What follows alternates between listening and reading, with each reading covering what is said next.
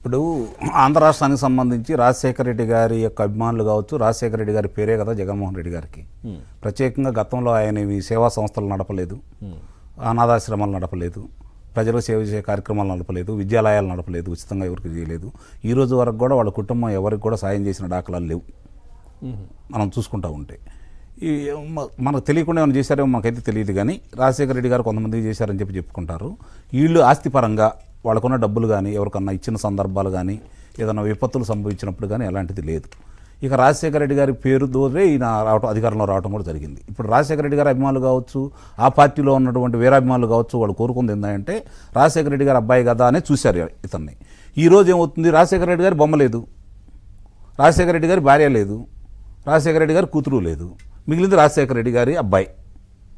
కానీ రాజశేఖర రెడ్డి గారి తమ్ముడు జరిగిన అన్యాయానికి స్పందన లేదు, నీ సొంత బాబాయి. అంటే రాజశేఖర రెడ్డి గారి కుటుంబం ఇప్పుడు వైఎస్ఆర్సీపీ పార్టీలో లేదు. ఇప్పుడు ఈరోజు జరుగుతుందో కూడా, ఈరోజు పార్టీ ఆయనది కాదు, సరే పార్టీ ఆయన తీసుకున్నాడు, సరే దాన్ని కొనసాగిస్తున్నాడు, పేరు తెచ్చుకున్నాడు, ఈరోజు ముఖ్యమంత్రి కూడా అయ్యాడు. పార్టీ శ్రేణులు ఆలోచించింది ఏంటంటే మనకు న్యాయం జరిగిద్ది రేపు పొద్దునని చెప్పండి. ఇప్పుడు ఏం మాట్లాడుతున్నాడు, ఏదైనా సభలు సమావేశాలకు వెళ్తే నేను దేవుణ్ణి నమ్ముకున్నాను, మిమ్మల్ని నమ్ముకుంటున్నాడా తప్ప పార్టీ శ్రేణులు నమ్ముకోవట్లేదు, పార్టీ నాయకుల గురించి కూడా మాట్లాడట్లేదు. పవన్ గారు ఇది ఒకటి గుర్తుపెట్టుకోండి, మీరు పార్టీ నాయకుల గురించి మాట్లాడట్లేదు, పార్టీ శ్రేణులు పోరాడి వీధుల్లో పోరాడి ఈ రోజుకి గొడవలు పడుతున్న పార్టీ శ్రేణుల గురించి మాట్లాడట్లా. ప్రజలను నమ్ముకున్నాను, నేను దేవుణ్ణి నమ్ముకున్నాను అంటున్నాడు. అంటే ఇలా నమ్ముకోలేదు. ఇప్పుడు నిరుపేద వాళ్ళు పెత్తందారులు, నిరుపేదకి పెత్తందారుకి మధ్య యుద్ధం జరుగుతుంది అంటున్నాడు.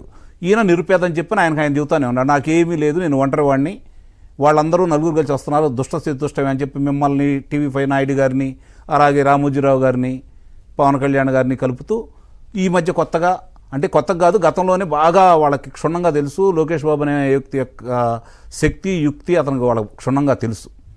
చంద్రబాబు నాయుడు గారి లాగా చూసి చూడడం పోయే మనిషి కాదు అతను. ఒక ఎర్ర పుస్తకం పట్టుకొని తిరుగుతున్నాడు ఈ మధ్య, అందరూ చూస్తూనే ఉన్నారు. దాని ప్రభావం ఎంత ఉందో ఈరోజు స్పష్టంగా కనపడతానే ఉంది. ఎవరిని ఎక్కడ వదిలిపెట్టే ప్రశ్న అంటూ లేదు అతను.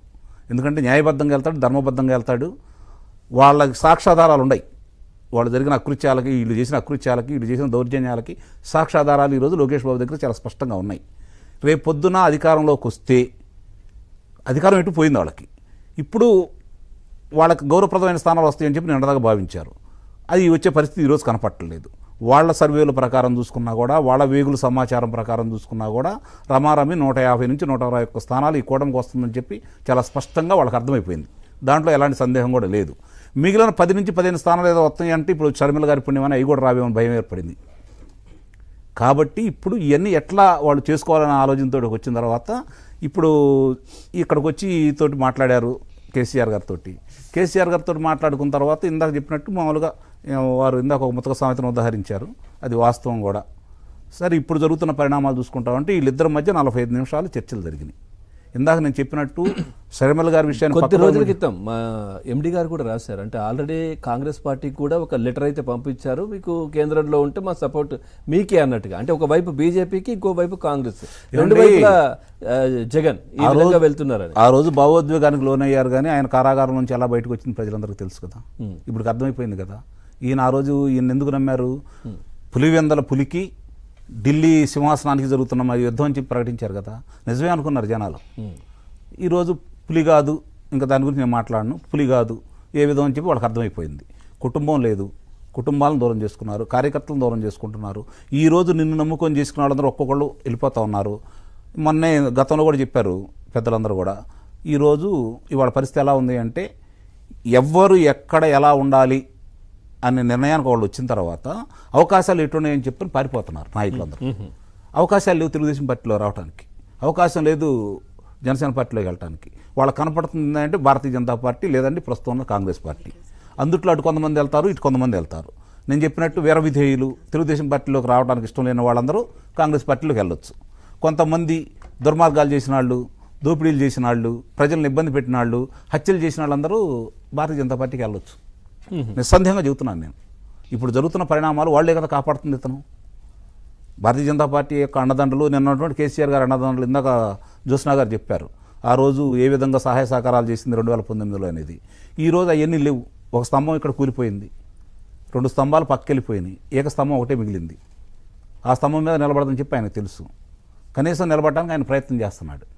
అంత తప్ప వేరే లేదా కేసీఆర్ గారిని కలిసిందంటే మీరు ఇప్పుడు ఇక్కడ అధికారంలో లేదు, నేను కూడా అక్కడ లేకపోతే మరి మీకు ఇంకా మన ఇద్దరికి ఏముండదు, కాబట్టి నన్నైనా అధికారంలోకి తీసుకొచ్చే ప్రయత్నం చేయండి, ఏం చేద్దామనే సలహా కోసమా? దానికి ఒకటి అండి, రేపు పొద్దున తను ఇక్కడ మళ్ళీ 9-10 గౌరవప్రదమైనటువంటి లోక్సభ స్థానాలు సంపాదించుకుంటేనే కదా కేసీఆర్ గారు కూడా రేపు పార్టీ మనుగడ సాగించేది. ఎందుకంటే ఆయన ఏం చేశాడో ఆయన ప్రపంచం అంతా తెలుసు కదా. ఇప్పటికే పక్కదాబో చూస్తున్నారు, శాసనసభ్యులని వస్తూ ఉంది. రేపు పొద్దున పొరపాటున ఇక్కడ 2-3 స్థానాలు వచ్చినాయి అనుకోండి, ఆ ఇద్దరు వచ్చిన వాళ్ళు ఇద్దరు ఉండరు, ఇప్పుడున్న 39 మందిలో కనీసం 33 ఉండరు. జరిగేది అదే కదా. ఇప్పుడు ఒకటి సార్, ఇవన్నీ మనం మాట్లాడుతున్నాం. ఇందాక రంగంరావు గారు ఒక విషయం చెప్పారు, డైవర్షన్ పాలిటిక్స్ అన్నారు.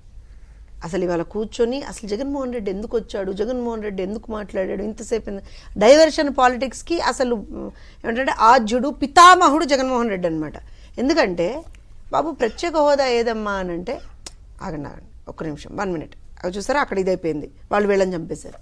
అయ్యా రాజధాని సంగతి ఏంటి, నువ్వే చెప్పావు రాజధాని కడుతున్నానంటే, అక్కడ నేను 3 రాజధానులు కడుతున్నాను అన్నాడు. సిపిఎస్ రద్దు ఏమైందయ్యా అంటే, చచ్చ నాకు ఆ రోజున అవగాహన లేదు, ఇప్పుడు నేను అవగాహన తెచ్చుకున్న తర్వాత రద్దు చేస్తా అన్నాడు. అలానే ఇవాళ రోజున మీరు ఏ ప్రాబ్లం అన్నది, మద్యపాన నిషేధం ఏమైందయ్యా, అది నువ్వు ఇచ్చిన హామీయే కదా అని అంటే